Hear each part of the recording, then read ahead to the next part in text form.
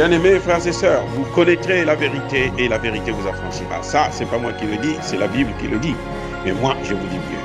Vous connaîtrez la vérité historique, notamment celle de vos ancêtres kémites, et vous aurez une vision globale de ce que c'est que la vraie souveraineté politique. J'ajoute, vous reviendrez à la spiritualité africaine ancestrale et vous comprendrez les enjeux de l'indépendance économique. Et pour terminer, vous accepterez votre identité culturelle kémite et vous obtiendrez deux choses. La première, c'est la paix. La seconde, c'est le développement, à une condition. L'unité de toute l'Afrique noire, l'unité de tous les Noirs du monde entier. Otep à tous, bienvenue sur la chaîne des panafricanistes par essence, par conviction et par excellence. Celle des citoyens kémites par nécessité et obligation de combat. Nous sommes une chaîne qui n'est guidée que par nos ancêtres et rien que par les ancêtres qui appartiennent à l'égrégore du monde noir. Par conséquent, nous ne croyons en aucun Dieu venu de l'étranger. Toutefois, cette vidéo n'est aucunement destinée à inciter à la haine ou à la violence, car nous menons un combat qui est d'abord et avant tout spirituel, intellectuel et démocratique. Ensuite, il est politique, géopolitique et géostratégique. Contre l'impérialisme, le colonialisme, le néocolonialisme et l'endocolonat, qui sont tous qualifiés de crimes contre l'humanité. Nous menons ce combat sur la base du principe fondamental que nous avons hérité de nos ancêtres kémites, qui est celui de la Mahat, c'est-à-dire solidarité, vérité et justice. Vous êtes donc en droit de connaître la vérité, et nous avons l'obligation de vous dire la vérité, rien que la vérité, afin que justice soit rendue au continent africain. Et ça, c'est notre modeste contribution dans cette noble lutte en faveur de la souveraineté, la dignité, la solidarité et l'unité africaine. C'est exactement ça que nous appelons le panafricanisme. Bien-aimés frères et sœurs, Sergueï Lavrov en Afrique. Sergueï Lavrov est venu pour la première fois au Mali, à l'invitation de son homologue, le ministre des Affaires étrangères Abdoulaye Diop, lors de sa dernière visite en Russie. Alors, quelle est la réaction des Occidentaux? Comment ils ont pris cette chose, cette situation? Qu'est-ce qu'ils pensent? Eh bien, la réaction est venue d'abord, la réaction politique de l'Allemagne. L'Allemagne insulte les Africains. Par la voix de sa ministre des Affaires étrangères, elle dit qu'il n'est pas venu pour voir les léopards, mais il est venu pour proférer des mensonges. Donc, l'Afrique, pour elle, ce sont des animaux qui y vivent. C'est normal que à l'Union européenne, on puisse penser que les Africains n'ont pas le droit de, de penser par eux-mêmes. Lorsque les Africains ont refusé de soutenir, de condamner la Russie, alors les Européens se sont posé la question de savoir, mais de quel droit les Africains peuvent maintenant prendre une décision sans notre avis? Et ils ont fait croire aux Africains que, mais attendez, nous allons vous sanctionner désormais. Donc la ministre des Affaires étrangères a répondu. Sur le plan politique, la réaction, elle est venue de l'Allemagne. Ce sont des insultes contre les Africains. Là, c'est toute l'Afrique. Elle n'a pas parlé du Mali, elle a parlé de l'Afrique. Parce que je sache, au Mali, là, il n'y a pas de léopards. Ah oui, il n'y a pas de léopards dans le désert. Donc, elle a insulté tout le continent africain. Maintenant, il y a eu une autre réaction, celle de la presse. L'agence France Presse a haussé le ton. C'est elle qui a dicté quelle sera la musique qu'il faut entretenir pour ce voyage. Et eux, ils parlent. Il y a un mot qu'ils ont sorti, idylle. C'est-à-dire que la Russie, hein, Lavrov vient en Afrique, notamment au Mali, en pleine idylle entre le Bamako et Moscou. Mais qu'est-ce qu'ils veulent dire par là, par ce concept idylle? En fait, idylle, ça veut dire que ils sont en train de parler d'un mariage heureux, joyeux, d'une relation formidable entre le Mali et Moscou. Mais il y a un problème qui se pose. S'ils disent que c'est une relation formidable, mais pourquoi ils se plaignent tout le temps? Pourquoi on se plaint de Wagner? Pourquoi on condamne le Mali? Pourquoi on fait la pression contre le Mali? Pourquoi on insulte l'Afrique?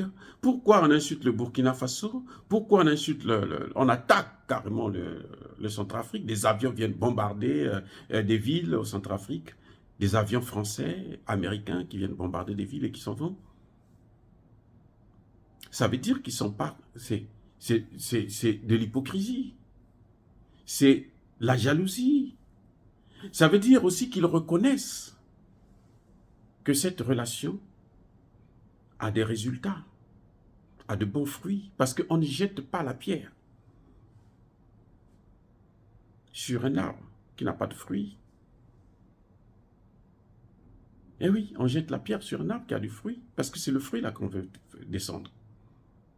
Donc quand ils sont en train de dire, parler d'idylle entre le Bamako et Moscou, ce n'est pas qu'ils aiment notre relation. Parce que s'ils aimaient, ils ne pouvaient pas se comporter ainsi, jusqu'à insulter tout le continent africain. Mais ça veut dire que ils sont malheureux, ils sont tristes, ils sont jaloux de notre relation avec la Russie. C'est ça justement. C'est comme si c'était la jalousie de la jalousie. Ils sont jaloux de notre relation.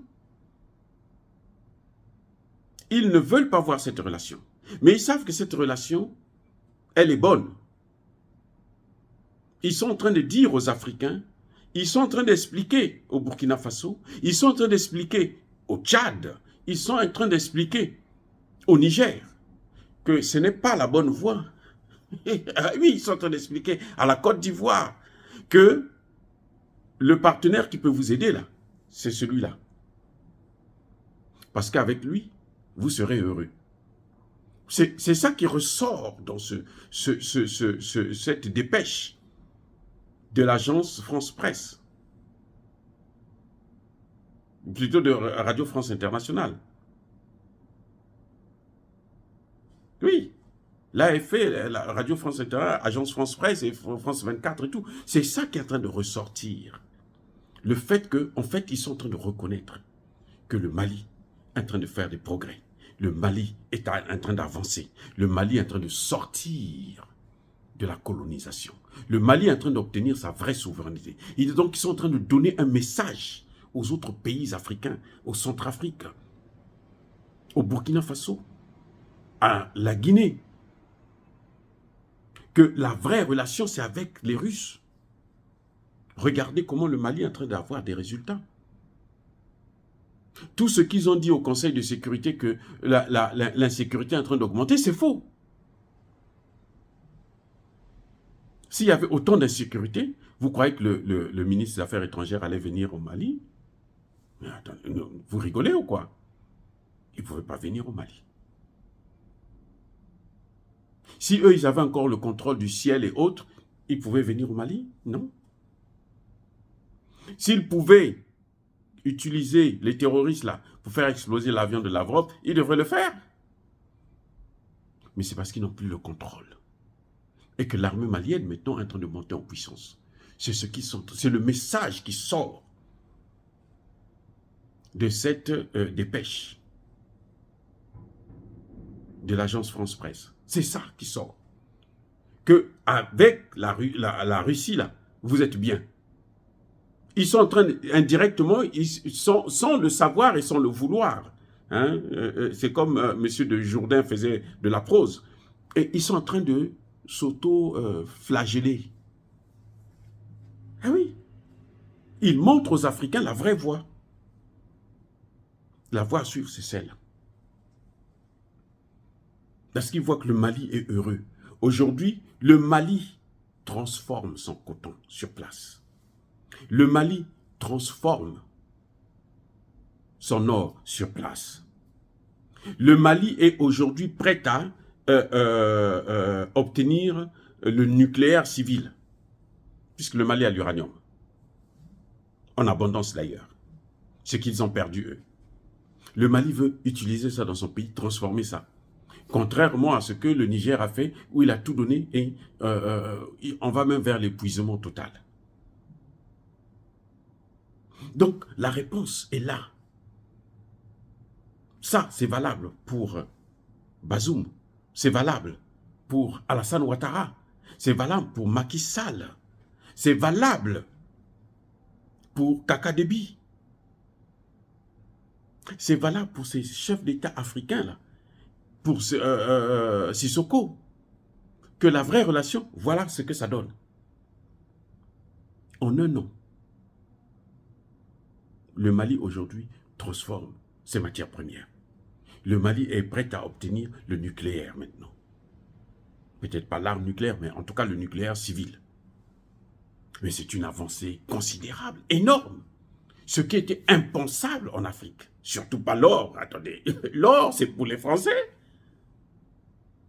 En quelques années, ils ont volé 1000 tonnes d'or au Mali, là. 500 au Burkina Faso. Heureusement qu'ils ont été stoppés net. Donc voilà, je crois que les chefs d'État africains devraient comprendre le message. Lorsque la presse parle de idylle entre Bamako et Moscou, ils reconnaissent. C'est pour ça que d'ailleurs qu'ils sont jaloux.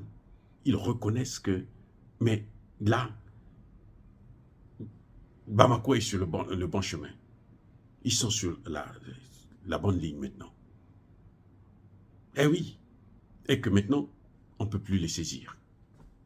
Voilà ce qu'il faut retenir de la réaction occidentale. Il y a eu des insultes, ça montre la jalousie, mais la dépêche de l'AFP, qui a été reprise par l'essentiel de la presse occidentale, montre que effectivement, ça marche avec la Russie, c'est mieux. Dire cela, c'est inciter à la haine ou à la violence. Non, non, non, non. Yaba Kolerve, Yamalembe. Encore une fois, bien-aimés frères et sœurs, soyez abondamment bénis par le Dieu des Kémites. Mais que tous ceux qui persécutent le continent africain, tous ceux qui le déstabilisent, le pillent, qu'ils soient noirs ou qu'ils soient blancs, qu'ils soient punis, maudits, foudroyés, neutralisés par le Dieu des Kémites et par nos ancêtres angélisés. Vive l'Afrique éternelle, j'ai dit et j'assume.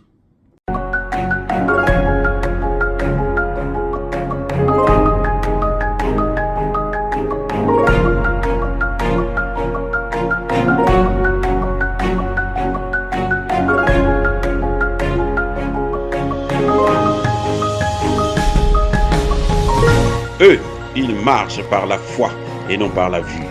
Mais moi, je vous conseille vivement de marcher par la connaissance scientifique et historique, notamment celle de nos ancêtres kémites, par les 5 sens et par l'intelligence. À vous, à Pierre.